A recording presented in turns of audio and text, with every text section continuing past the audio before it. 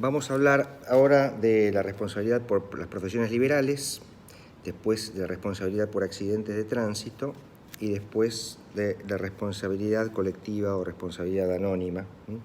Así vamos abarcando todos los aspectos que hacen a los supuestos especiales de responsabilidad. En cuanto a las profesiones liberales, pensemos en un médico, pensemos en un abogado. Cuando actúa un médico, un abogado o un contador, cualquier profesión liberal, no se espera un resultado justo, es decir, que se prometa justamente lo que va a ocurrir, porque es imposible que un profesional garantice un resultado. Eso es en general así, puede haber excepciones que las podemos ver. Un abogado, por ejemplo, no puede prometer justamente que va a ganar el juicio, es decir, no puede prometer un resultado. Un médico, cuando hace un tratamiento, digamos una cirugía, no puede prometer que el resultado va a ser el óptimo. Lo que sí prometen es que van a actuar con la debida diligencia, van a poner todo de sí para lograr el resultado. Lo que no pueden prometer es el resultado mismo. Por eso, las profesiones liberales son típicos casos de obligaciones de medios. La actividad profesional liberal, bueno, tiene que ver típicamente con eso. Ahora bien, las obligaciones de medios no son totalmente libres y sin ninguna exigencia mínima. Las obligaciones de medios hoy en día se consideran que están compuestas por pequeñas obligaciones de resultado que están en el medio. Explicamos esto. Si un abogado promete llevar el juicio con la debida diligencia, aunque no pueda prometer el éxito que lo va a ganar, y lo va a ganar por el quantum que piensan, y la indemnización va a ser lo que se espera, sí lo que tiene que cumplir son las pequeñas obligaciones de resultado que integran la obligación de medio de llevar el juicio de modo diligente. Por ejemplo, presentar la demanda a tiempo antes de que prescriba la acción. Por ejemplo, cumplir con la prueba, ofrecer la prueba que corresponda y luego producir la prueba del juicio.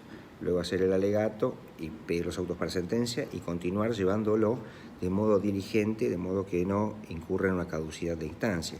Lo mismo un médico, tiene que cumplir los protocolos establecidos por la ciencia médica para llevar adelante la operación de que se trata, el tratamiento de que se trata, digamos la cirugía.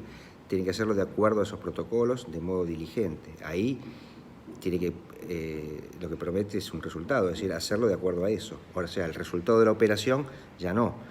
Por eso la obligación es de medios. La obligación es de medios porque uno debe ser diligente. Y además debe hacerlo en pequeñas obligaciones de resultados. ¿Se entiende el concepto? ¿No? Para llevar adelante los medios de modo conveniente, para ser diligente, uno debe cumplir en el medio ciertas cuestiones. Eso que me impone la ley, me impone el Código Procesal, en el caso del abogado, o me lo imponen los protocolos médicos para llevarlo adelante. Bueno, para el Código, el artículo 1768 nos dice claramente que la actividad de la profesión liberal va a estar sujeta a las reglas de las obligaciones de hacer. Recuerdan ustedes que las obligaciones son de dar, de hacer o de no hacer.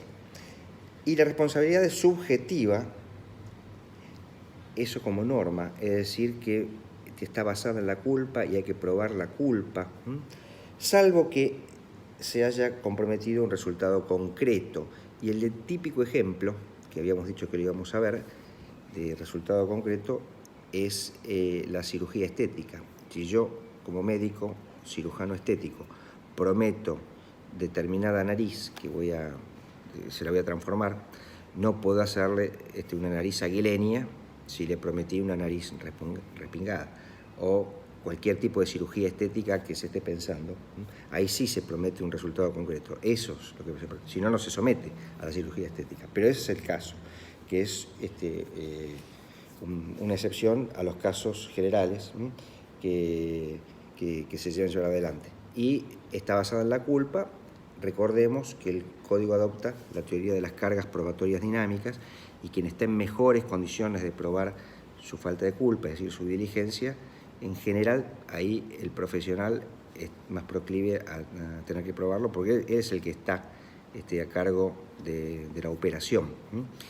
Quien está en una sala de cirugía está entregado al profesional, realmente está anestesiado, es difícil que pueda saber lo que pasa ahí.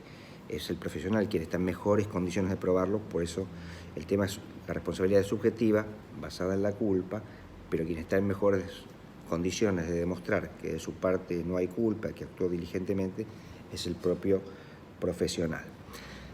Bueno, luego pasamos a la responsabilidad por los accidentes de tránsito.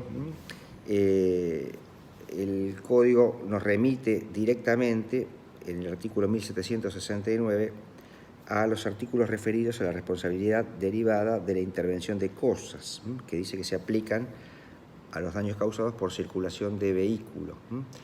El 1757 es el que comienza con este tema, que es hecho de las cosas y actividades riesgosas, y nos dice que toda persona responde por el daño causado por el riesgo o vicio de las cosas o de las actividades que sean riesgosas o peligrosas por su naturaleza, por los medios empleados o por las circunstancias de su realización.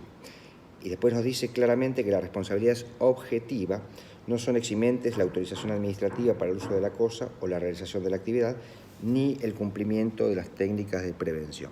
Bueno, así nos enfoca el Código.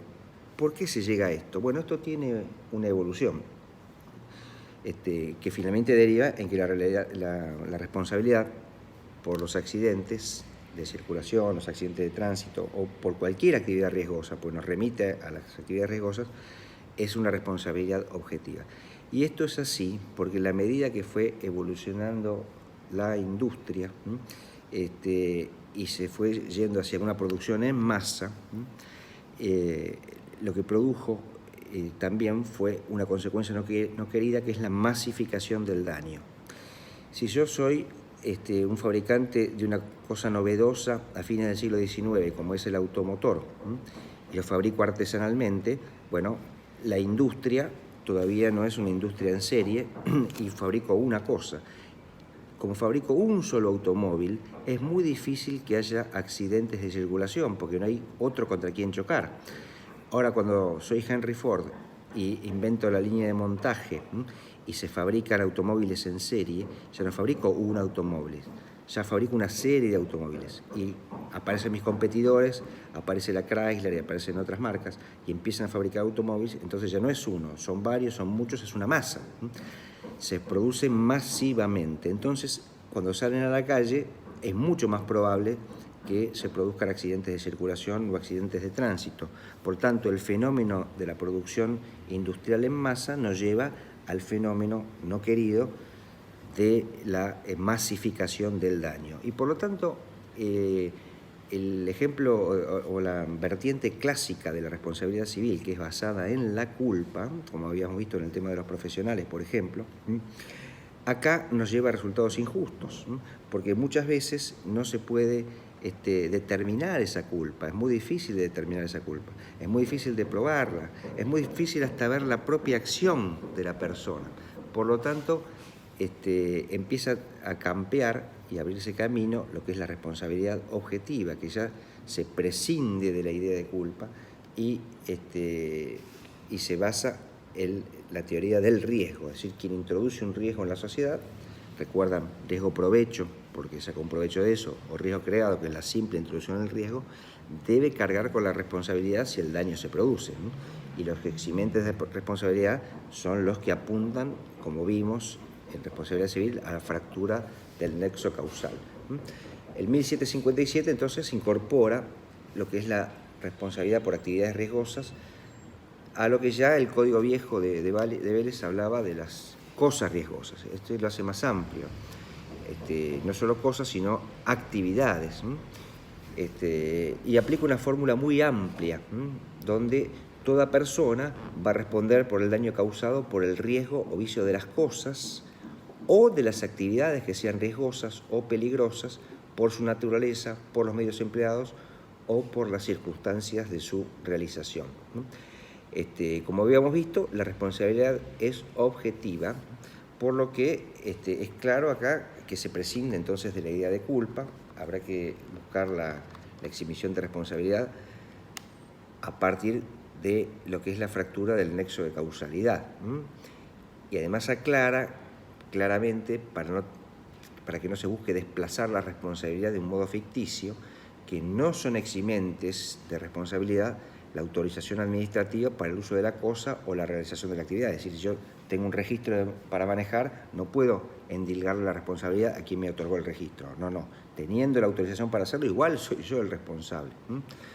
Ni siquiera el cumplimiento de técnicas de prevención, por más que se haya dicho, bueno, yo quise prevenirlo. No, la responsabilidad es objetiva. Lo que hay que hacer es fracturar el nexo de causalidad por el hecho del damnificado principalmente, o de un tercero por quien no debe responder, o el caso fortuito o la imposibilidad de cumplimiento. En 1758 establece quiénes son los sujetos responsables, que es el dueño, en este caso el automotor, en el caso del accidente de circulación, o el guardián, que es quien lo conduce, que es que tiene la guarda de la cosa. Son responsables concurrentes por el daño causado por las cosas, es decir, hay una obligación concurrente. Se trata entonces de una obligación concurrente, donde ambos deberán responder por el daño causado. Ahí el ejemplo del chofer es un ejemplo muy claro de que es guardián de la cosa, porque es quien dirige la cosa riesgosa. Hay un ejemplo muy común que es el chofer de un taxi. Por ejemplo, quien alquila, es muy común en temas de taxis, alquilar un taxi y poner a su vez un chofer para que se lo maneje. Si ese taxi tiene un accidente, los que deben responder son el chofer y quien alquiló el taxi, ambos, ¿no? Además del dueño de la cosa. Es obligación concurrente y además la responsabilidad es objetiva. Bueno, terminamos acá y ahora vemos responsabilidad colectiva y anónima.